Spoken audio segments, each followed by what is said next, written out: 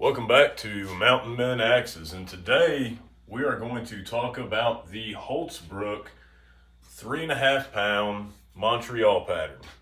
And this is it's an axe that there's really hardly any videos on YouTube about at all. And so it's on I believe, 32-inch handle, and yeah, so I've got it hanging at 31 inches right now. So where I had to reset it, it's at 31. So when I got this, first of all, I'd like to start off by saying it was on clearance from Canadian Prepper.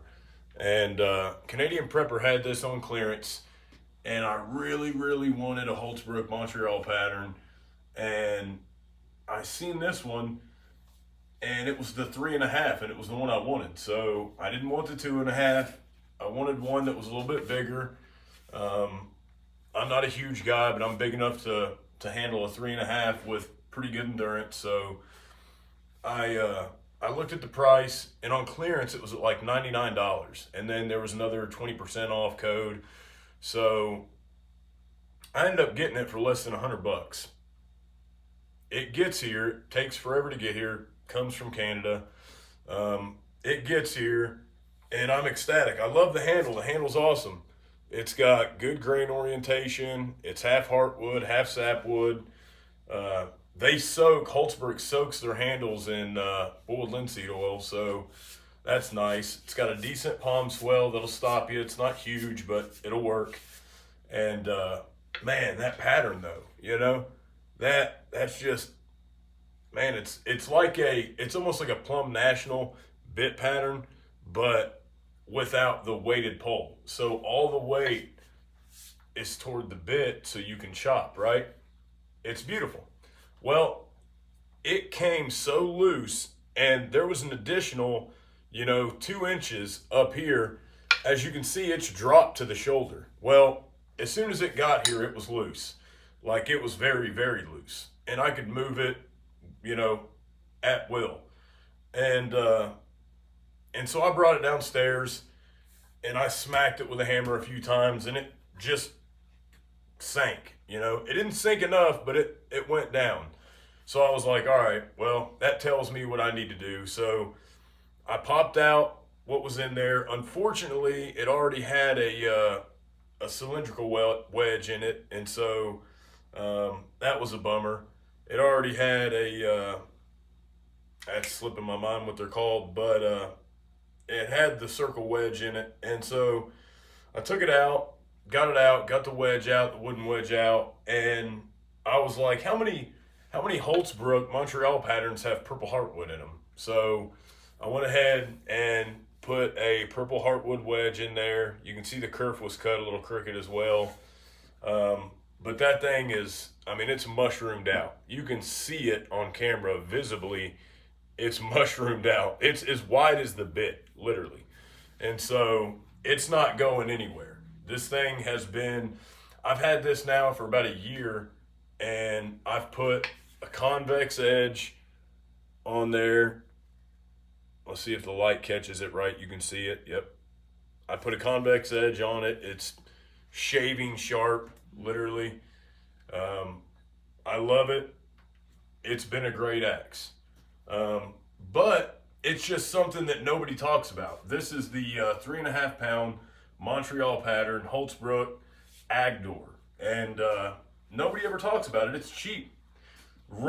Cheap is a relative word. Cheap is different for everybody. But $100 for a Swedish handmade axe is a pretty good deal.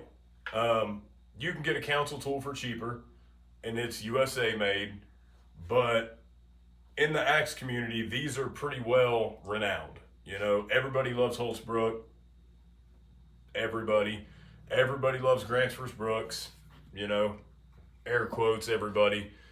So, I extended my flea market finds to eBay finds. Remember when I got the $10 Gransfers Bruks axe? I'm looking for it right now. It's hanging over here somewhere, but When I got the $10 Gransfers Bruk axe, I said, that's it. I've got to do, and it was a legit $10. So I bid $10. I think shipping was $7.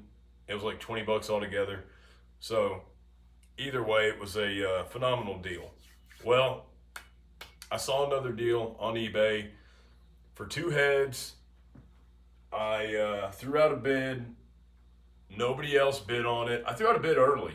You know, sometimes you can wait till the end of the bidding and then throw a last minute bid in there at your max, whatever you're going to bid, whatever you're willing to pay, and then go from there. But I threw out a bid early, and I figured if it stays there, cool. If not, whatever.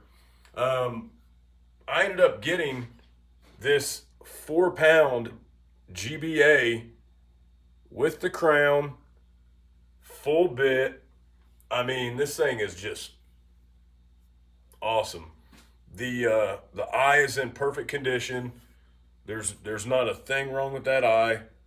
It's not swollen from the pole being mushroomed. Pole is mushroomed, obviously. It's a bummer, but what are you gonna do? So I paid $30 for this, and I got a Collins 2-pound hatchet, right?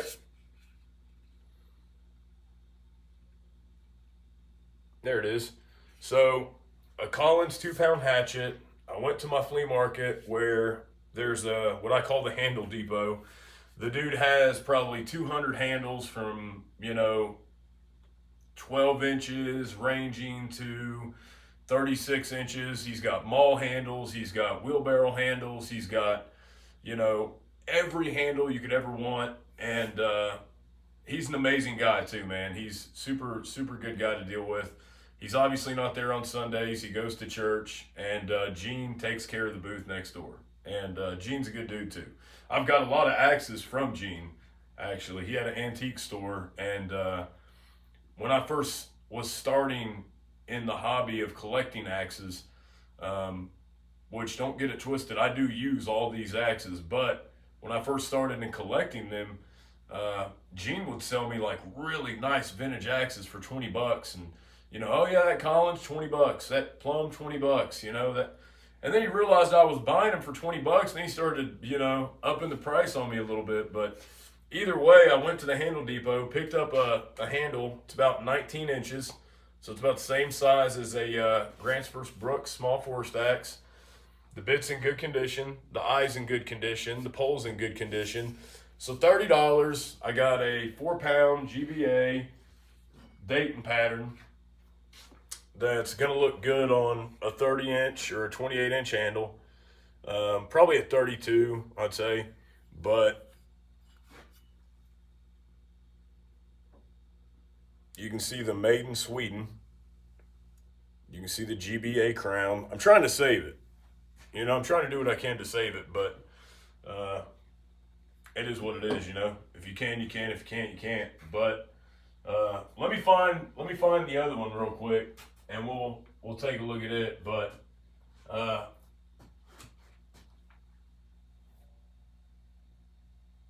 let's see here. Well, maybe. We'll look at it another time. But super happy with that Montreal pattern. Super happy with the GBA. Really happy with the Collins. If you guys want to stay tuned, next video we might do an updated file sharpening, just to update it. Let's see.